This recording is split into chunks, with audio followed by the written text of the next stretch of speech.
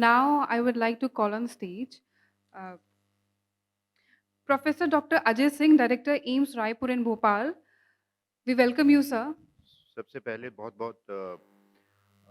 अभिनंदन आप सभी लोगों का कि आपने मुझे बुलाया। मैं एम्स भोपाल से आज आपके बीच में हूं और इस अपॉर्चुनिटी के लिए मैं ग्रेटफुल हूं। ये जो 20th सेंचुरी है, 20th सेंचुरी अपने आप में एक गोल्डन पीरियड है जिसमें मेडिकल प्रोफेशन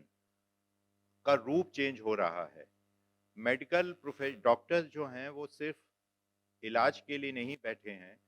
वो इलाज के साथ साथ इनोवेशन भी कर रहे हैं, क्रिएशन भी कर रहे हैं, इवोल्यूशन भी कर रहे हैं। तो role of a doctor is changing and role of a doctor is changing in the term of new technology which are being incorporated in our day to day practice. So medical जो हमारी policy है उसमें innovation का एक बहुत बड़ा एक part है और उस इनोवेशन में डॉक्टर का जो पार्टिसिपेशन है वो इसलिए इम्पोर्टेंट हो जाता है कि हम लोग रियल सेंस में जो गैप है उस गैप को एनालाइज करते हैं। हमें मालूम है कि वो कौन कौन से गैप हैं जो कि पेशेंट के ट्रीटमेंट में, उसके डायग्नोसिस बनाने में और उसके फॉलो अप करने में क्या क्या गैप्स हैं। उन गैप्स को भरने के लिए यदि हम टेक्नोलॉजी को यूज़ करते हैं तो वो कहीं ज़्यादा हमारे लिए एक नया एवेन्यू शुरू करता है, एक नई हमारे लिए आशा पैदा करता है। और कुछ एरियाज जो हैं जिसमें इलेक्ट्रॉनिक हेल्थ रिकॉर्ड्स जो हैं आज में, जहाँ पे government of India Abha link ID Abha link से कर रही है, जिसकी वजह से आप किसी भी स्टेट में हो, किसी भी डिस्ट्रिक्ट हॉस्पिटल में हो, किसी भी पेरिफेरी में आप यदि हों, आपके पास आपके पूरा प्रिस्क्रिप्शन, पूरा ट्रीटमेंट, पूरे रिकॉर्ड्स, पूरे एक्सरेज, इन्वेस्टिगेशन आपके पास एक लिंक पे होते हैं अवेलेबल, जिसकी वजह से आप कहीं पे भी रहते हैं तो आपको जो डेफिशिएंसी ऑफ योर डॉक्यूमेंट्स की वजह से हॉस्पिटल टू हॉस्पिटल वेरी करने में जाने में आपको एक प्रॉब्लम महसूस होती थी, वो अब प्रॉब्लम महसूस नहीं होगी, क्योंकि आप अपने साथ उन पूरे रिकॉर्ड्स को, चाहे वो 10 साल पुराने हों, चाहे 15 साल पुराने हों, वो आपके साथ चलते हैं। इसी के साथ ये जो आपका इलेक्ट्रॉनिक हेल्थ रिकॉर्ड्स है, इसकी इम्पोर्टेंस ये भी है कि सारा डेटा, वो पूरे नेशन का डेटा जो है वो एक क्लिक पे हम लोग निकाल सकते हैं। हम लोग डिजीज के प्रोग्रेशन को, प्रिवेंशन को, मैनेजमेंट को और अपनी हेल्थ पॉलिसीज को कैसे हमको चेंज करना है, वो इसी इलेक्ट्रॉनिक हेल्थ रिकॉर्ड्स के माध्यम से जो पूरा डेटा है वो डेटा हमारे पास आता है। और आज की तारीख में यदि ये डेटा हमारे पास है तो जो पॉलिसी मेकर्स हमारे हैं, जिनको डिसीजन लेना है, चाहे वो नीति आयोग हो, चाहे वो गवर्नमेंट ऑफ इंडिया मिनिस्ट्री हो या स्टेट गवर्नमेंट्स हो, वो सब लोग अपने अपने रीजनल जो ट्रेंड्स हैं उनको उनको उसके बारे में उनको पता लगता है। और कहीं अभी तक हम लोग जो काम करते थे वो वेस्टर्न कंट्रीज का जो डेटा है उस पे आधारित हमारे पास सारे पैरामीटर्स होते थे। उन पैरामीटर्स को हम लोग जब इंडियन पैरामीटर्स पे उतारते थे तो कहीं ना कहीं एक डेफिशिएंसी एज ए डॉक्टर, क्योंकि मैं खुद एक सर्जन हूं, तो मुझे मालूम है कि बहुत सारी चीज़ें जो वेस्टर्न कंट्रीज के पैरामीटर्स हैं वो हमारे यहाँ पूरे नहीं होते हैं। तो वो पूरा करने के लिए आर्टिफिशियल इंटेलिजेंस के माध्यम से और 3D प्रिंटिंग के माध्यम से हम लोग उस गैप के ऊपर काम कर रहे हैं। और मुझे बहुत खुशी है कि गवर्नमेंट ऑफ इंडिया और आदरणीय प्रधानमंत्री जी के मार्गदर्शन में जो हम लोग मेक इन इंडिया का जो कंसेप्ट लेके अपने ही हमारे यहाँ के वैज्ञानिक आर्टिफिशियल इंटेलिजेंस के साथ काम कर रहे हैं। और इन आर्टिफिशियल इंटेलिजेंस में जो हमारे वैज्ञानिक हैं और हमारे जो डॉक्टर्स हैं, वो सब एक साथ बैठ के एक ऐसा सॉल्यूशन निकाल रहे हैं जो कि वो जो सॉल्यूशन हमारे देश के लिए, हमारे मरीजों के लिए ज़्यादा एप्रोप्रिएट होगा, rather than we are depending on the foreign countries and the Western world for to guiding us how we should treat our patient. the regional problems which are not prevalent in Western countries, but they are only meant for us only. The other thing is the mobile app. Uh, my experience with the mobile app at AIMS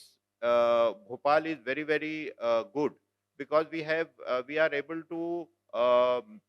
make a mobile AIMS Bhopal mobile app. इस mobile app से आप patient जो है वो online registration करा सकता है। उसको रजिस्ट्रेशन कराने के लिए अपने इंस्टीट्यूट में आने की आवश्यकता नहीं है। घर से वो टाइमिंग का स्लॉट भी ले सकता है। उस स्लॉट के माध्यम से वो कहीं न कहीं उसको जो एक सरकारी अस्पतालों का जो एक इम्प्रेशन था कि वहाँ जाओ, एक लंबी लाइनों में आपको खड़ा होना पड़ता है, बहुत घंटों आपको वेट करना पड़ता है, वो चीज़ हम लोगों ने ख़त्म कर पाए हैं सक्सेसफुली। और ना सिर्फ़ वो ऑनलाइन रजिस्ट्रेशन हम लोग अपने पेशेंट्स को दे पाए हैं, और जो लंबे-लंबे क्यूज़ हैं उनको ख़त्म कर पाए हैं, बल्कि इसी ऑनलाइन पे जितने भी इन्वेस्टिगेशन है, चाहे वो रेडियोलॉजिकल इन्वेस्टिगेशन हो, चाहे वो बायोकेमिकल इन्वेस्टिगेशन हो, चाहे वो किसी और प्रकार के इन्वेस्टिगेशंस हो, या रिलेटेड जो जानकारियाँ हैं जैसे वैक्सीनेशन का शेड्यूल, उनका फ़ॉलो अप का शेड्यूल, ये सारी इन्फॉर्मेशन घर बैठे मरीज़ के पास पहुँच जाती है, और वो इस ऐप के माध्यम से अपने आप को ट्यून अप कर सकता है। और हम लोगों के जो रिसोर्सेज़ हैं, एम्स भोपाल के रिसोर्सेज़, उसमें भी कहीं न कहीं इसमें बहुत फ़ायदा हमें ये हुआ है कि हम पहले से प्लान करते हैं कि आज के दिन में इतने पेशेंट आएँगे, इस पेशेंट में इतने लोगों में कीमोथेरेपी है, इतने का सर्जिकल इंटरवेंशन के लिए एडमिशन होना है। तो उसी प्रकार से हमारे रिसोर्सेज़ की भी को भी कहीं न कहीं फ़ायदा होता है, और पेशेंट को भी यहाँ आने में, भागने में प्रॉब्लम कम होती है। टेलीमानस एक भारत सरकार की एक बहुत ही सफल उपलब्धि है, जिसमें इलेक्ट्रॉनिक कंसल्टेशन पेशेंट सीधे जो कंसल्टेंट हैं, उनसे वो प्राप्त कर सकता है, और इस माध्यम से उसको एक जो स्टिग्मा के लिए उसके मन में जो एक साइकियाट्रिक प्रॉब्लम्स या साइकोलॉजिकल प्रॉब्लम्स के लिए हॉस्पिटल के में आने से वो घबराता था, तो उससे कहीं बचने के लिए एक फ़ोन की क्लिक पे एक्सपर्ट से वो बात कर लेता है, और वन टू वन बात होने से उसको ये संतोष होता है कि वो एक प्राइवेसी में इस टेलीमानस के माध्यम से उस डॉक्टर से मिल चुका है, और ना सिर्फ वो कंसल्टेशन लेता है, वो फ़ॉलो अप भी कर सकता है इसी टेलीमानस के माध्यम से। तो ये एक टेक्नोलॉजी के माध्यम से हम लोग अब पेशेंट को, जो पहले कांसेप्ट थे का पेरिफेरी से पेशेंट को कहीं न कहीं हॉस्पिटल में आना पड़ेगा, वो चीज़ अब खत्म होके हम लोग जो हॉस्पिटल हैं, वो अब पेरिफेरी में पेशेंट के पास पहुंच रहे हैं, जिसकी वजह से पेशेंट का जो विश्वास है हमारे हेल्थ केयर सिस्टम पे, वो बढ़ रहा है। और बहुत सारे ऐसे मिथ्स जो जो कि आम जनता में थे, वो मिथ्स भी हम लोग पूरा करने में सफल हुए हैं। एक बहुत ही सक्सेसफुल मॉडल जो कि ई-आईसीयू का हम लोगों ने एम्स भोपाल में शुरू किया है, उसका भी एक्सपीरियंस मैं आपसे शेयर करना चाहूँगा कि हमारे पेरिफेरी में जैसे गवर्नमेंट ऑफ इंडिया और मध्य प्रदेश सरकार और गवर्नमेंट ऑफ यूपी सभी जिला अस्पतालों में भी आईसीयू की सर्विसेज को शुरू करने के लिए वो लोग ऐसी पॉलिसी बना रहे हैं। लेकिन मैन पावर की कमी होने की वजह से, एक्सपर्ट्स की कमी होने से, कहीं न कहीं जो मैंडेट था इन आईसीयूज़ का खुलने का, वो पूरा नहीं हो पाता था। एम्स भोपाल ने एक स्पोक एंड हब मॉडल में, हम लोग हब हैं, और हमने विदिशा मेडिकल कॉलेज और सतना मेडिकल कॉलेज को अपने आप से जोड़ा,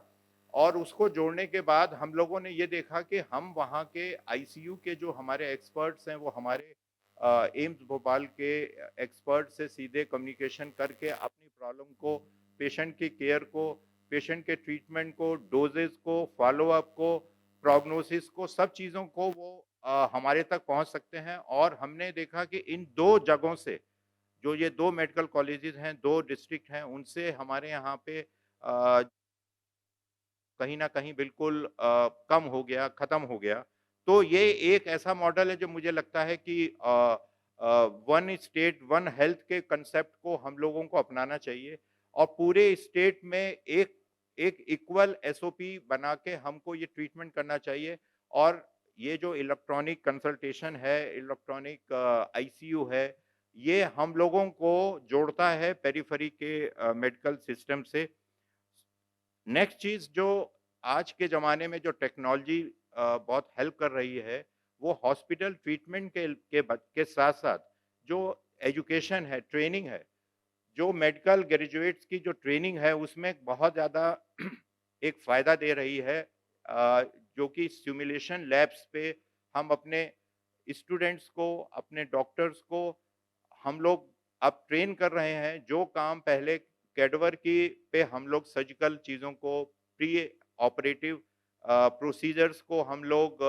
कहीं न कहीं कैडवर पे ले जाते थे या हम लोग अपनी प्लानिंग करते थे। अब उस प्लानिंग को एक्यूरेट करने के लिए, अपनी ट्रेनिंग को एक्यूरेट करने के लिए हमारे यहाँ पे सिमुलेटर्स हैं। उन सिमुलेटर्स पे अंडर ग्रेजुएट से लेके post graduate student and including बहुत सारे ऐसे कंसल्टेंट जो कि नए अभी इसी विधि में आए हैं, उन लोगों को कहीं न कहीं उसमें बहुत फ़ायदा होता है और जो गलतियाँ हम लोग पहले पेशेंट्स के माध्यम पे करते थे, कहीं न कहीं वो जो है वो कम होगा। इसलिए हम लोग मेरे मुझे ऐसा लगता है कि हम लोगों का जो मेडिकल जो ट्रीटमेंट है, चाहे वो हमारी डायग्नोसिस हो, चाहे वो फ़ॉलो-अप हो, चाहे वो प्रोग्नोसिस हो, वो कहीं न कहीं इलेक्ट्रॉनिक जो हमारा जो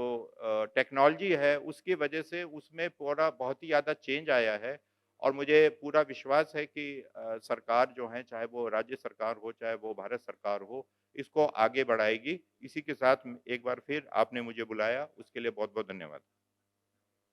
Thank you, Dr. Ajay, for sharing your insights on the digital initiatives being taken by AIIMS Bhopal.